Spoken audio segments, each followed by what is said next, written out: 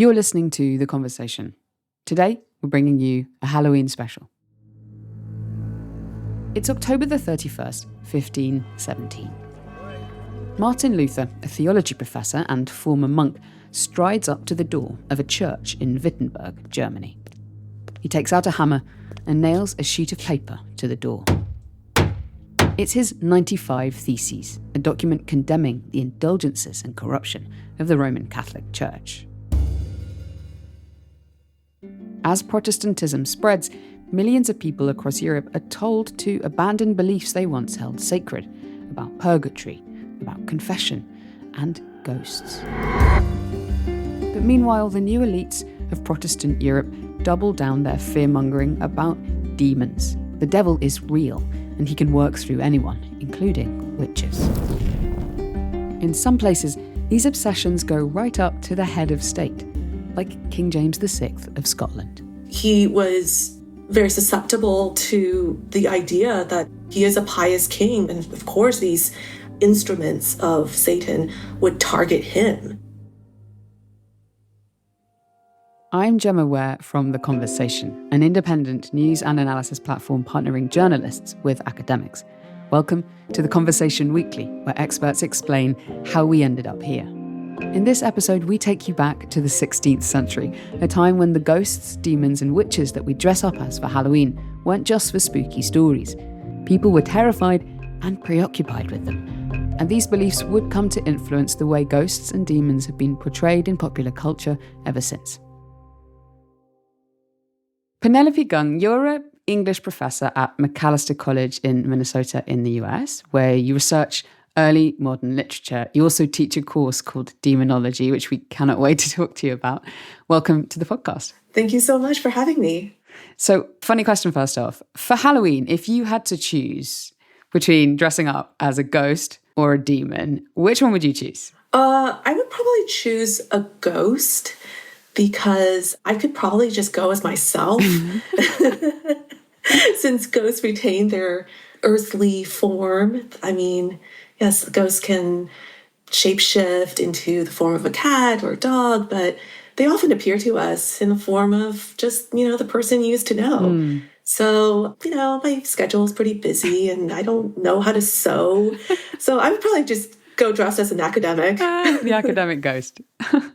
And we're being jovial here, but back in the 16th and early 17th centuries, which side you came down on this question, ghosts or demons? There was some real religious politics to that question too, wasn't there? There was.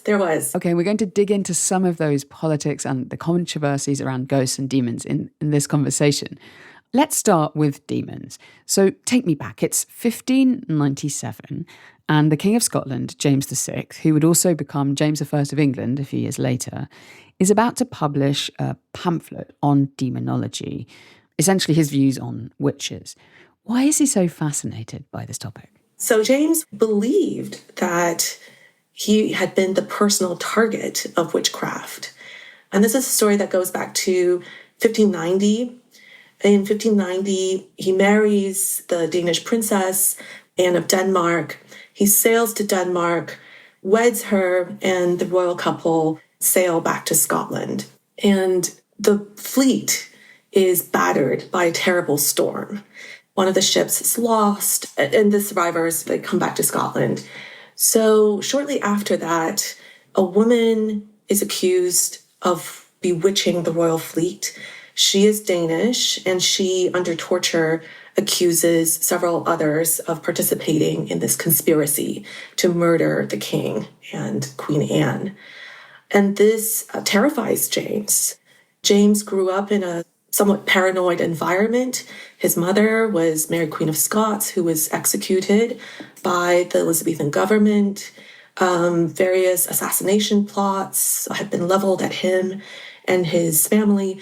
And so I think he was very susceptible to the idea that he is a pious king. And of course, these, as he likes to call them, the instruments of Satan would target him. And so he initiates and authorizes a massive witch hunt, and that is now known as the North Berwick witch trials. Numerous people are caught up in this net, and numerous people are prosecuted and executed. So then a few years later, James decides to sit down and write about his views on witches in a treatise called Demonology. Why did James feel the need to do that? He considered himself scholar king, a philosopher king. He had been educated by the best tutors. He spoke many languages. He was always writing and composing. He translated the Psalms and published them very proudly. And so in 1597, he turned his attention to one of his favorite subjects, demonology. He wrote this treatise, which is really a treatise about witchcraft and the relationship between witches, necromancers, people, generally men who are able to conjure the dead, and their quote-unquote master, the devil. And so what kind of pamphlet is this pamphlet, Demonology? I know you teach it, you focus on it in some of your classes. Tell me about what it's like to read it now. Oh, I think it's one of his better pieces of writing. It's in part because it's in the form of a dialogue. It's a conversation between two people. One of the speakers is a teacher or has some teacherly authority. The other speaker is more naive. There is an element of playfulness in the dialogue. It's in several books, and it opens with a preface in which James, speaking as himself, rejects the opinion that witchcraft is not real. And here he's responding in particular to an English writer named Reginald Scott. So Reginald Scott had said that witchcraft wasn't a real issue and that there weren't demons, there wasn't Satan in these women who were being accused of it. That's right. So Reginald Scott is a very interesting person in his own right. We don't know too much about him, but in 1584, he publishes quite a hefty book, and it's called The Discovery of Witchcraft. And in this book, he plainly says that witches are simply, like old, lame women, often living at the margins of society, who are superstitious and who are Catholic. So Reginald Scott is a dyed-in-the-wool Protestant. He's writing this book in part to defend the Protestant faith, and he believes that any woman who claims to have witchcraft knowledge or power over the natural world, in fact, they're just delusional Catholics who have not been converted to the true faith. But to James, Scott's strong rejection of witchcraft and demonology is very offensive because James believed otherwise. He believed that he had been personally the target of a cabal of witches. Can you just explain why it's called demonology when it's essentially about witchcraft? Yes, so the title is a little confusing.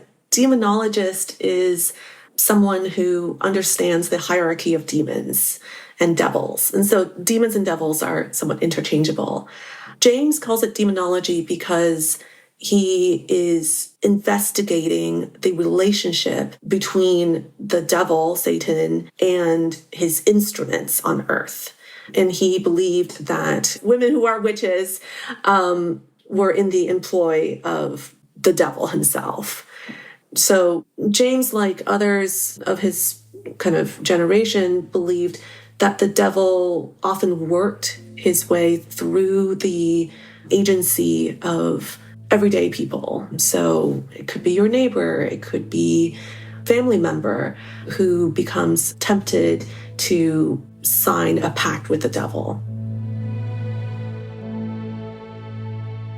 So James was a staunch Protestant. He's the James in the King James Bible because he sponsored the translation of the Bible into English that some people still use today. But at this time in the late 1500s, Protestantism is still a fairly new faith. Martin Luther had begun the Reformation in protest against the Catholic Church only around 80 years previously. So what is the relationship that this new Protestant faith has with demons and with Satan? How central is it in the way it's being talked about and written about? The figure of the devil, of Satan, is front and center in Protestant theology and in the popular writing from this period. And we know this because of the huge number of publications aimed at a general audience that feature devils, demons, Satan himself as a character or as a concept. And it seemed that at a very grassroots level, people believed in the existence of witches and devils. At a very high theological level, writers were talking about it. So I think compared to today, the early modern period really was a moment in which people were somewhat obsessed with thinking about this eternal struggle between good and evil and their own place in this warfare. And in the 1590s through the 17th century, Protestants were essentially Calvinists. So Calvinism was saturated in the cultural consciousness. And in Calvinist theology, there was this concept of predestination, which essentially says that it doesn't matter what kind of actions you do in life, you're born either saved or damned. And I think this doctrine created a lot of anxiety, a lot of fear among everyday Protestants, because even if they're living their life as virtually as possible, they can't be sure if they will be one of the elect. And they are hearing from their religious authorities that only a tiny, tiny, tiny percentage of people are saved. And you say it's the religious leaders are talking about this, but it's also their king in Scotland, and he's soon to become King of England. How influential was this pamphlet on demonology that the king wrote? And did people take it really seriously? I think people took it very seriously. So in 1616, James publishes an anthology of his greatest hits. It's called The Works, and demonology is one of the texts in that collection. We can also see the influence of this treatise on the laws. So in 1604, just a year after King James's ascension to the English throne, a new anti-witchcraft statute is passed. Throughout the 15th century, 16th century, there have been versions of this anti-witchcraft law, but the 1604 version is particularly harsh because it allows judges to prosecute and to execute not only the witch, but also anyone who is helping them. So it kind of expanded the definition of guilt. And one can see a pretty strong correspondence between what the law says, what it aims to do, and James's own ideology as he expresses it in demonology. And then does this then open up a new era of witch hunts, of attacks on women accused of witchcraft? Yes, having the legal infrastructure in place empowers witch finders, who were generally men of some religious authority, to feel more confident about their investigations of so-called witches. At the same time, I think it's really important to keep in mind that even at the height of witchcraft mania in England, England never saw the massive witch hunts, which we do see in Scotland and in continental Europe. And historians estimate that proportionately, English witchcraft trials contributed only like 1.6% to the entirety of witchcraft trials in Europe. And so that's a very small and some might say insignificant number in the grand scheme of things.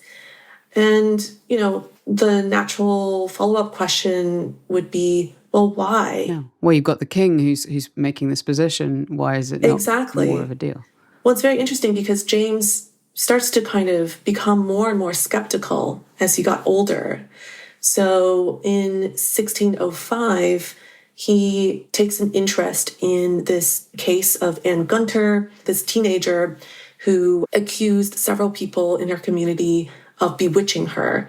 She was examined by doctors, physicians, theologians, clergymen.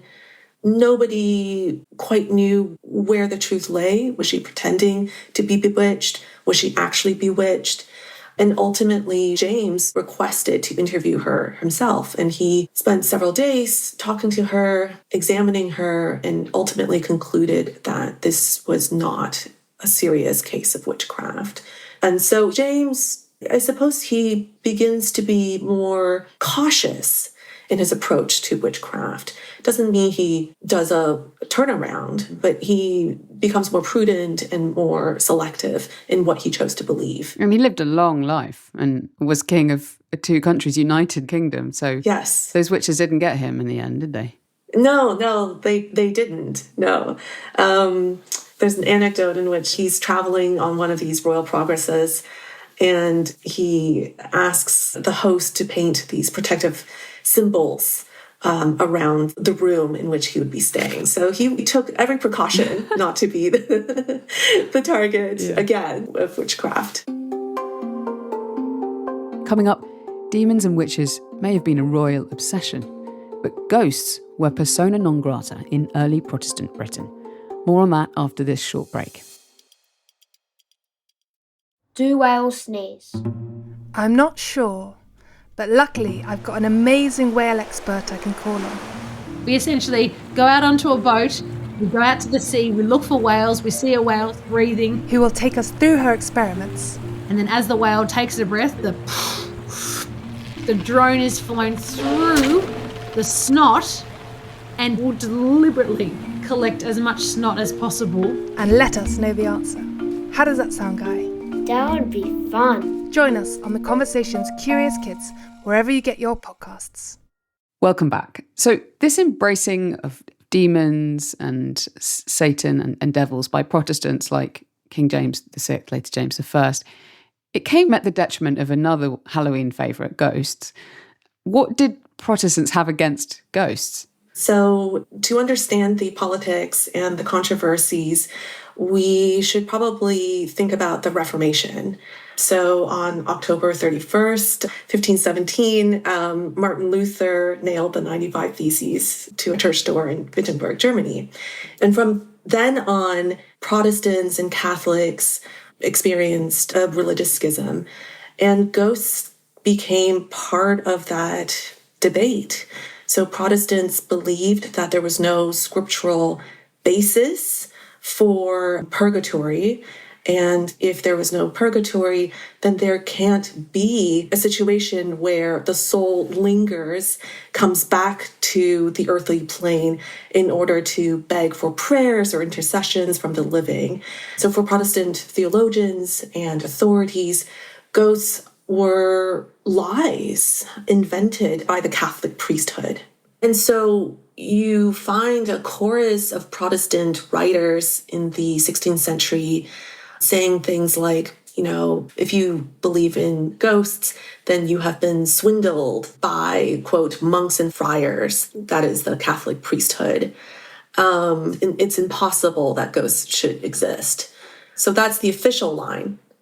But unofficially, we know that people continued to believe in ghosts. Are ghosts still appearing in popular culture of the time too, even though people are being told not to believe in them from the pulpit?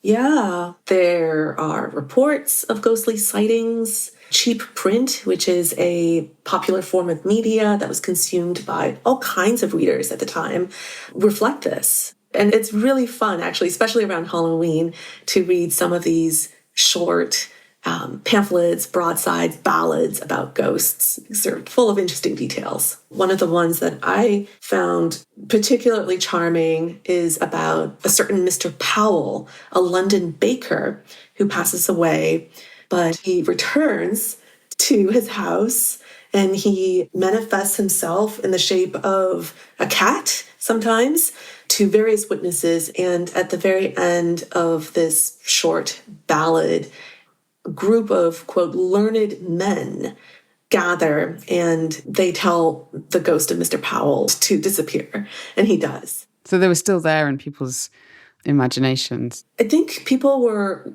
anxious about ghosts, but the affect in terms of how people who had ghostly encounters was different. So in terms of the emotional response, when it comes to encounters with demons and devils, that emotional response tended to be one of fear, fascination, paranoia.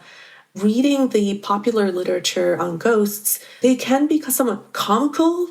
They can also be familiar characters, or they can also be sad and mournful. And I think the fact that ghosts, they had a life before they became ghosts, makes them a little more relatable to the person who's encountered them. So it's kind of unsettling versus being told that you're being worked through the devil if you see a demon or if somebody tries to attack you. It's kind of uncanniness versus, oh, this is your predestination to be damned. Yes, I think that's right. Yeah, that's well put. So part of me wonders whether this kind of split, as you might call it, between what people are told to believe about ghosts and demons, how it kind of relates to the way we think about them today. Because while people, as you say, really love ghost stories, and particularly around this time of year, ghost stories kind of front and center, people like being scared. But demons and Satan are still quite central to some parts of Christianity. So to you, is this still relevant today, this difference between the way ghosts and demons are presented by the early Protestant church? I absolutely think that throughout history, people have always been interested in the boundary between the natural and the supernatural. And I think we are living in a time in which many people are very skeptical and suspicious of institutional authority, of science, of academics and scholars.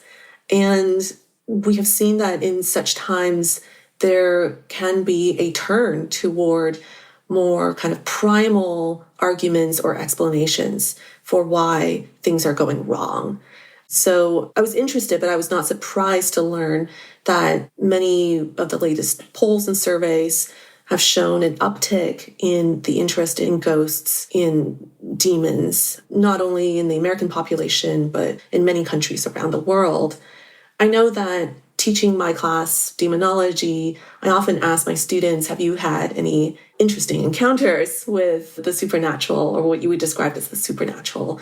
Do you believe in astrology? And are you spiritual? Are you religious? And I've been teaching this class for 10 years, and quite a number of my students say, I think I did have a very unsettling or spooky encounter. So I think this topic is really timeless, and it's very relevant for today. Thank you, Penelope. This has been fascinating. And I think that really brings us to today and why these issues are so enduring. So it's been a pleasure talking with you. Thank you. Thank you so much. It's been a pleasure. That's it for this week's episode of The Conversation Weekly. You can read more stories by academic experts about Halloween on The Conversation, and we'll put some links in our show notes to those. This episode was written and produced by Katie Flood, Mend Mariwani and me, Gemma Ware, and mixed by Eleanor Brezzi. Our theme music is by Nita Sal. If you'd like to get in touch with us, you can email us directly at podcast@theconversation.com. You can sign up for The Conversation's free daily newsletter too by clicking on the link in our show notes. The Conversation is a non-profit news outlet dedicated to sharing the work of academic experts with a wider audience. If you like what we do, please consider supporting us at donate.theconversation.com. And please do also rate and review the podcast wherever you follow us. Thank you for listening.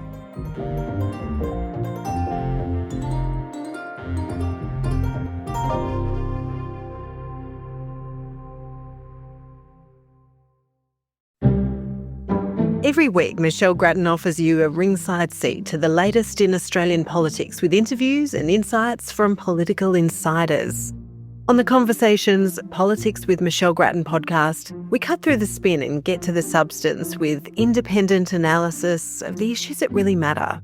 Stay informed, search and follow Politics with Michelle Grattan wherever you get your podcasts.